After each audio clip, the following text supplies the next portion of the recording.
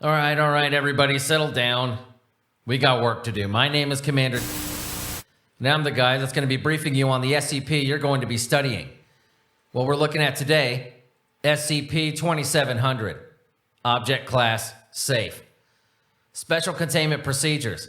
SCP-2700 is held at Secure Bunker. Only personnel with 4-2700 clearance are permitted access to the bunker. SCP-2700 is contained in a 10 meter by 5 meter by 10 meter concrete vault and is not to be transported or tampered with under any circumstances. Description: SCP-2700 is a complex mechanical device believed to be a sophisticated directed energy weapon developed by Serbian physicist and inventor Nikola Tesla. The device was discovered in 1946 and recovered from a defunct but heavily secured research facility utilized by Tesla in Redacted during 1934. SCP-2700 consists of 3 components: the interface, SCP-2700-1, the accelerator, SCP-2700-2, and the core, SCP-2700-3. SCP-2700-1 is a steel control console featuring a QWERTY keyboard, a 23 centimeter by 23 centimeter display screen, and a number of buttons, switches, and levers. SCP-2700-1 is connected to SCP-2700-2 and SCP-2700-3 by a network of copper wiring.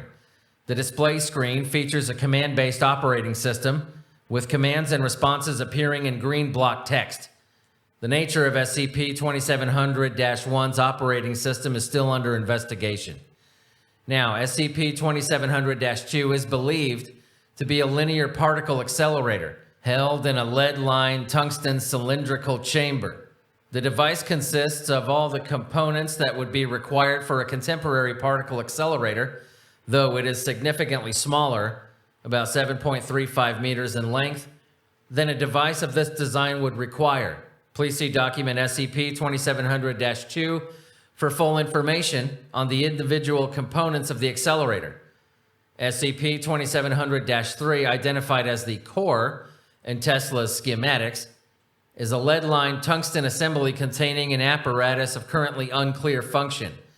This apparatus, which is observable via a silica glass viewport, consists of a spherical frame constructed of an unidentified substance. This frame is approximately 10 centimeters in diameter and suspended within a transparent sphere, the composition of which also remains unidentified. According to Tesla's notes, the space within this sphere is held in a perpetual vacuum state.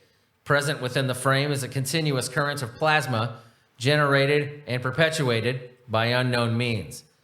Available information suggests that particles produced in SCP-2700-3 would then be introduced into SCP-2700-2 and accelerated as expected for such a device.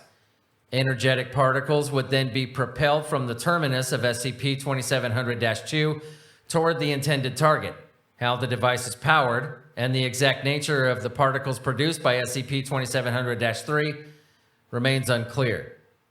And what's this here? I've just been handed a note. What's it say? Attention, clearance 4-2700 personnel. The fact that you're able to read this text verifies your security clearance and access to the following documentation. Please continue down to document SCP-2700-DE. Personnel under level 4 may be granted emergency access to this document through provision OM R5.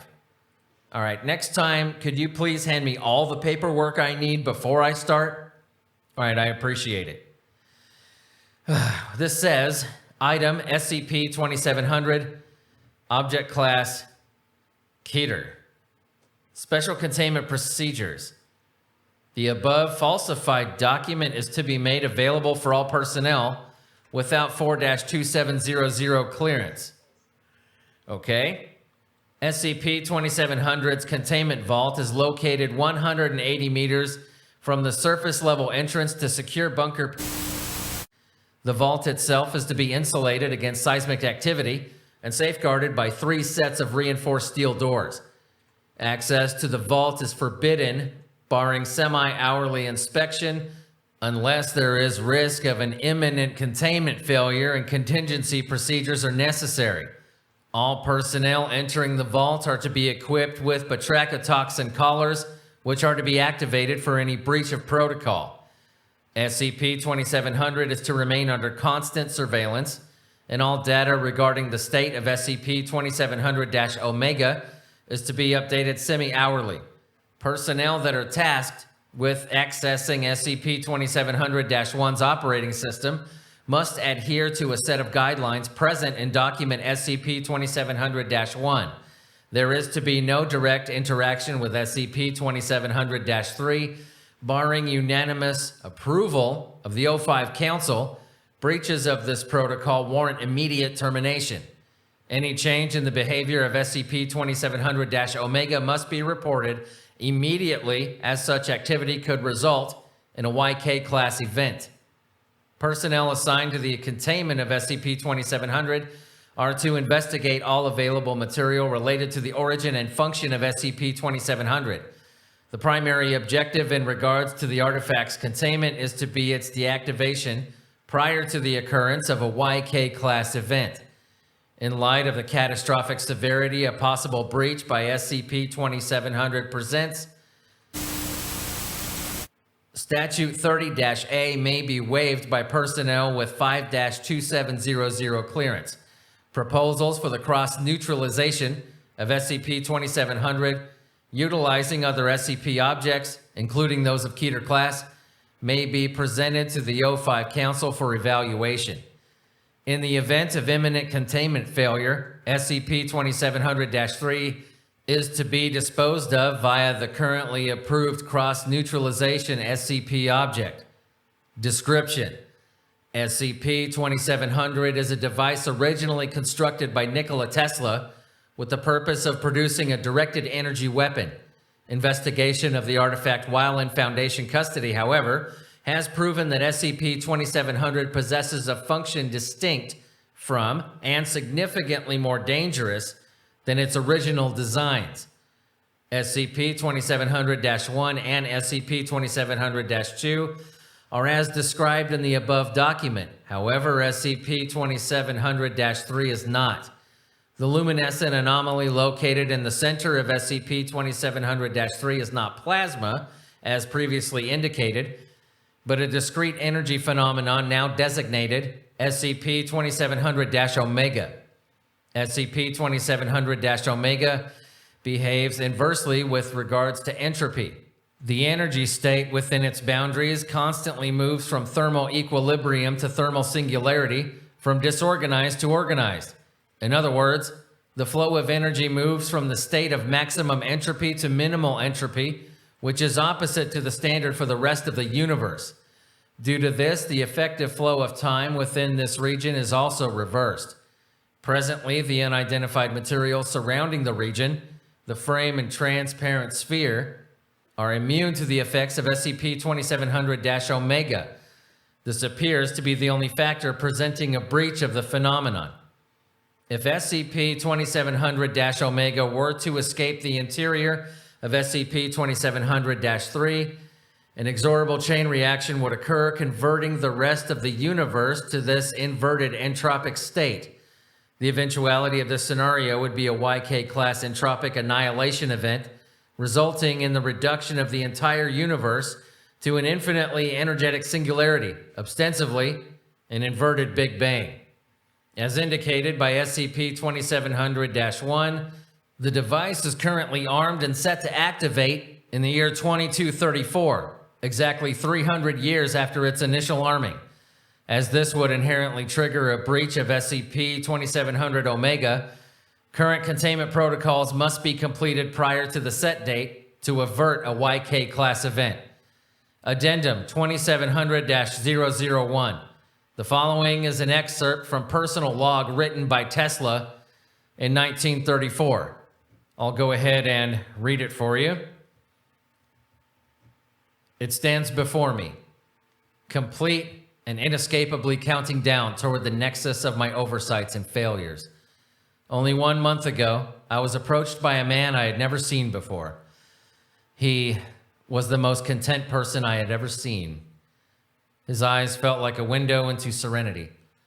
He said he was looking for the most curious mind in the world, and I was it. Apparently, I wasn't hard to distinguish from the billions of other minds on this planet, not that that surprises me.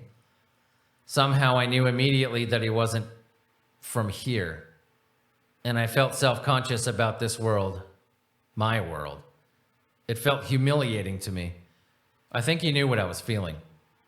During those brief windows when I was not isolated in my work, I would glimpse the events unfolding elsewhere. I never cared for what I saw. The world is too broke to feed itself, and it's responding like any hungry animal. It's angry. War is coming. I can only hope that in the conflict, nature will take its course, and the lingering degenerates of our species are expunged. It's because of the degenerates that the war erupts, and war is the only thing that can clean them from civilization. This is the way of any system. When the unnecessary pieces build up to critical mass, chaos brings the destruction that returns things to equilibrium. But his smile just seemed to cut right through the maelstrom of disgust and inadequacy in my head. Then came the truth. He was looking for the most ingenious minds from each of the other universes. He found my lack of astonishment to the phrase, other universes, surprising. I asked how many there were, and he said he did not know. In addition to his own and mine, they had only found 5 others that were coherent and could support life. If anything, I was astonished that there were only 7 found. He laughed at that, said I seemed promising to him. I asked him what he wanted me for. He said, to unlock science's final secret.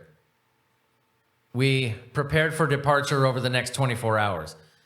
I asked the traveler if I could take my project with me and have his people look at it, to which he replied that it would be no problem. The Teleforce had hit substantial roadblocks. I had no way to develop a power source sufficient for it. I didn't tell him what it was. I just said it was an accelerator, not a weapon. I didn't want him second-guessing my motivations. I thought that if I could complete this in this universe, I could bring it back and take care of the equilibrium problem myself. We left in the early morning. I admit, while the prospect of another universe didn't shock me considerably, the premise of actually traveling there was intriguing. The traveler grabbed my arm and adjusted something attached to his wrist. It resembled a simple watch, but I couldn't get a good look at it. There was an intense flash and everything went black. For an instant, I thought I'd been blinded.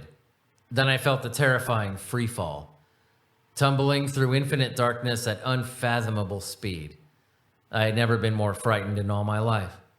Even so, I experienced wonder and anticipation such that I had never known. Then, in an instant, it all stopped. I opened my eyes and saw. Words fail to do it justice. More accurately, our words fail to do it justice. Just as I cannot write the traveler's true name in these letters and be satisfied with it, I cannot describe the transcendent beauty of this home world.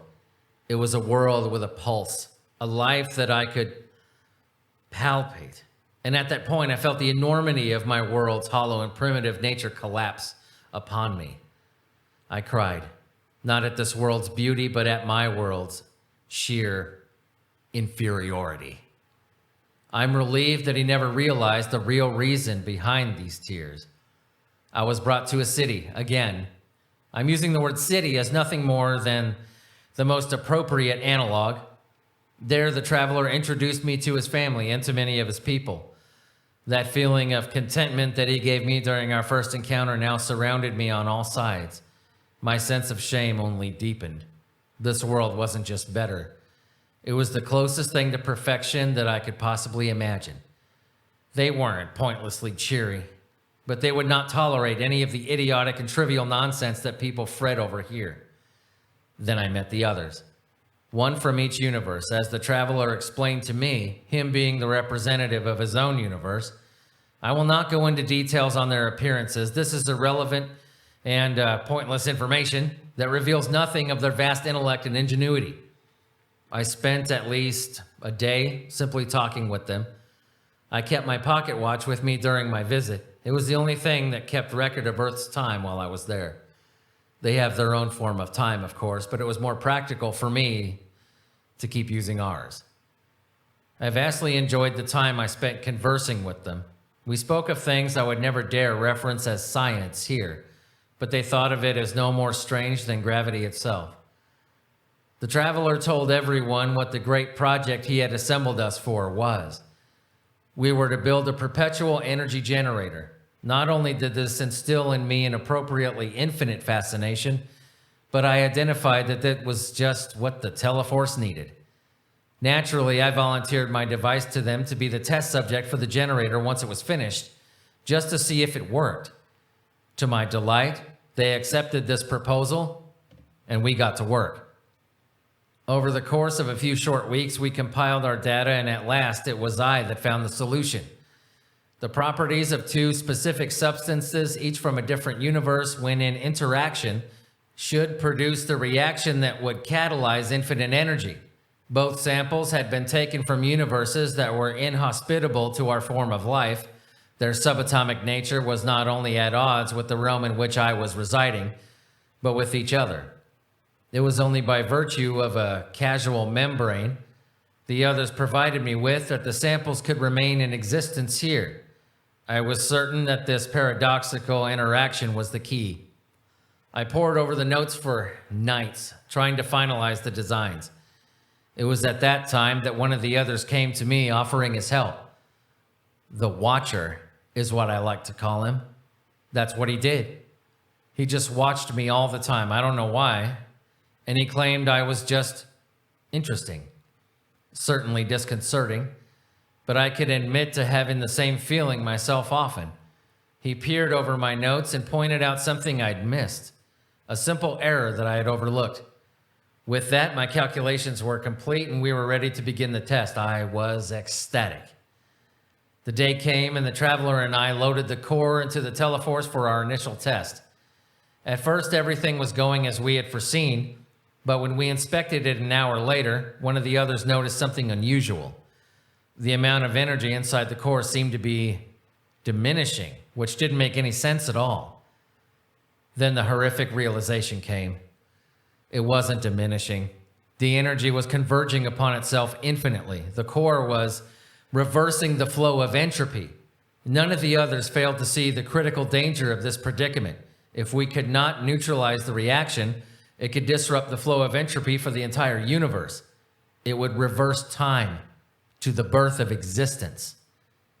Hastily, I accessed the control of the Teleforce and saw that someone had set it to activate in 300 years. I tried to disable it, but I could not. The system would not recognize my commands, which can only mean that someone sabotaged the console.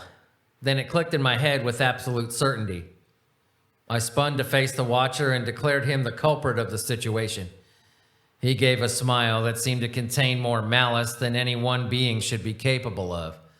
He denied nothing and went further. He explained that only he knew how to deactivate the Teleforce and that disassembling it would do nothing but spread the reaction sooner. He leered at me in that way he always had, and I cursed myself for not figuring him out sooner. Some greatest mind I was.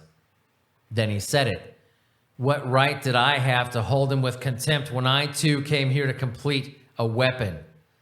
Clearly, those wretched eyes had found my journal, for he then begun to describe the Teleforce's function and purpose. He commended me for coming to another universe to build it rather than risk building it in my own, as it was exactly what he did. Why? Why did he set it to 300 years? It was merely a safeguard to ensure it didn't activate while he was still there, I suppose. The Watcher then disappeared back into his own universe, taking the only device capable of reaching it with him. We were left there with my great invention, now a time bomb for this universe that I had grown so fond of. Why did the Watcher want to create such a weapon in the first place? I don't know or care anymore. All I cared about was the fear and hopelessness of the traveler, his family, and his world. It was my theories that brought this upon them. It was all my fault. The traveler, though, did not blame me, and I think that was the final sign that I had to do what I did. I took the Teleforce back here.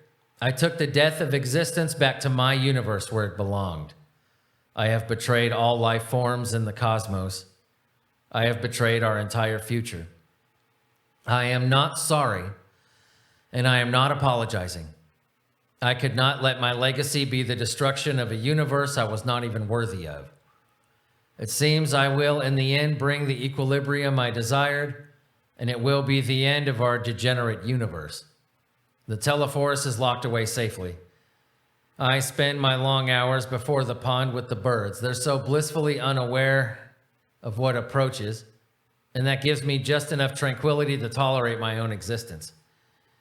A reversal of energy, of entropy, of time. If reversing time was a simpler task, perhaps I could have stopped this from ever happening and save our universe. No, I wouldn't have. I would have made our universe one worth saving.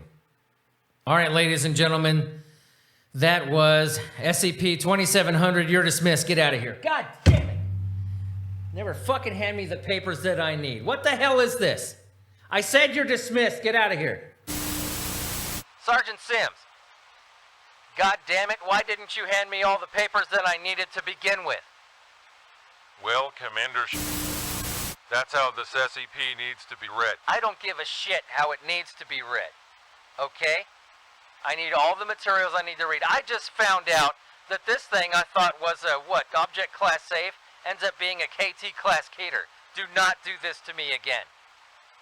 Yes, sir, no problem. But I gotta let you know. I don't care. If you want me to brief these chuckleheads on these SCPs, you're gonna do it properly. Or take out that sidearm you got under your desk and end this now. I'm tired of it.